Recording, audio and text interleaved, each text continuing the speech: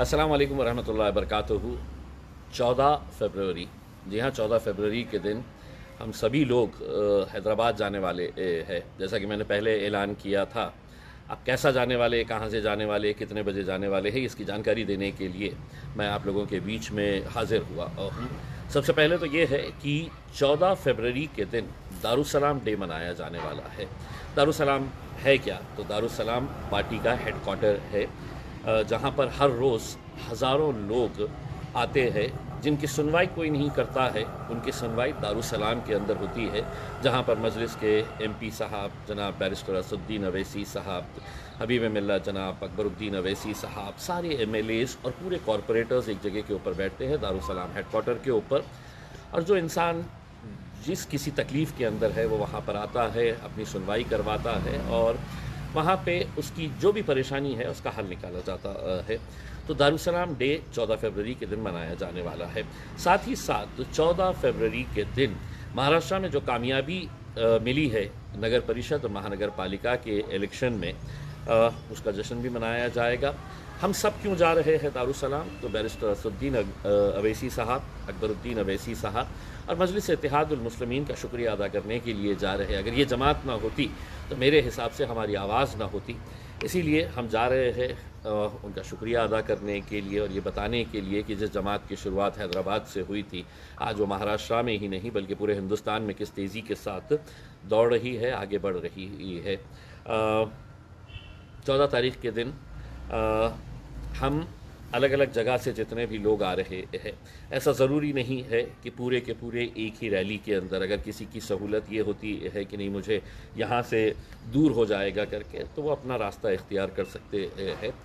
हम औरंगाबाद से गाड़ियों का एक काफ़िला लेकर, जिसमें हर जीता हुआ कॉरपोरेटर, इलेक्शन लड़ा हुआ कॉरपोरेटर, पार्टी के पदाधिकारी, कार्यकर्ता, मजलिस के दीवाने, मजलिस के चाहने वाले, सभी लोग इसके अंदर शामिल हो सकते हैं। बहुत सारे लोग फ़ोन करके पूछ रहे हैं हम आ सकते हैं क्या? देखिए, दारुसलाम आपका है, मजलिस आपकी है, तो कोई भी आ सकता है इसमें। लेकिन वहाँ पर जो जीते हुए कॉरपोरेटर्स हैं, काउंसिलर्स हैं, उनका इस्तकबालिया प्रोग्राम रखा गया है, तो आप भी उसमें शरीक हो सकते हैं, क्योंकि उनके जिताने के अंदर आप लोगों का भी बहुत बड़ा हाथ है। 14 तारीख़ के दिन सुबह 6 बजे हम औरंगाबाद के आम खास मैदान के ऊपर जमा होंगे, जो जामा मस्जिद के सामने है, अपनी अपनी गाड़ियों के साथ। जामा मस्जिद के सामने आम खास मैदान पे गाड़ियाँ खड़ी रहेगी और हर गाड़ी के ऊपर मजलिस का झंडा रहेगा। मजलिस के झंडे के साथ तिरंगा झंडा भी हम लगाएंगे और ये एक काफ़िले के तौर के ऊपर गाड़ियों की एक रैली की शक्ल के अंदर हम औरंगाबाद से बीड़, उस्मानाबाद, नलदुर्ग, तुलजापुर, उमरगा, तुलजापुर, ज़हीराबाद होते हुए हम हैदराबाद जाएंगे। अब इतना बड़ा सफ़र है तो बीच में एक ब्रेक तो बनता ही है।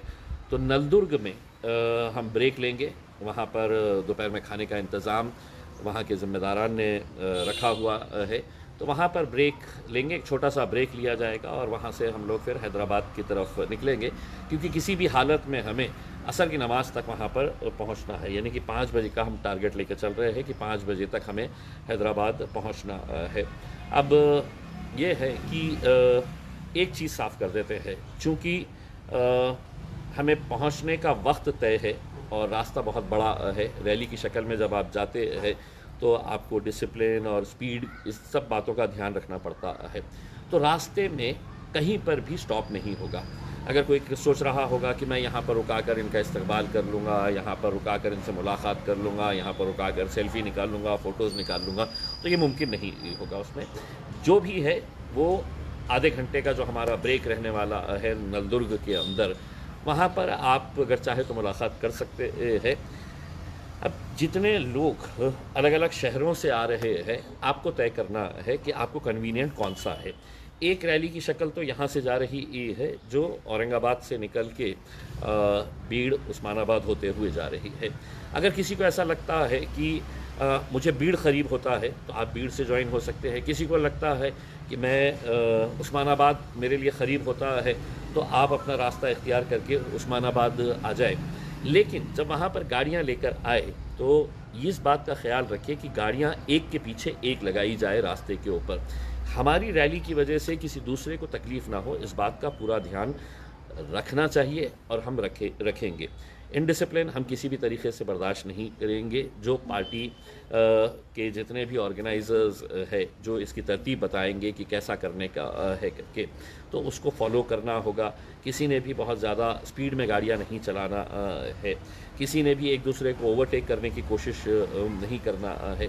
इन सब बातों को हम सबको ध्यान देने की ज़रूरत रहेगी। इम्पॉर्टेंट ये है कि हर गाड़ी के ऊपर हमारा झंडा, पार्टी का झंडा जो है वो झंडा लगाना है करके, क्योंकि अब ये झंडा लहरा रहा है, पूरे हिंदुस्तान के अंदर लहरा रहा है।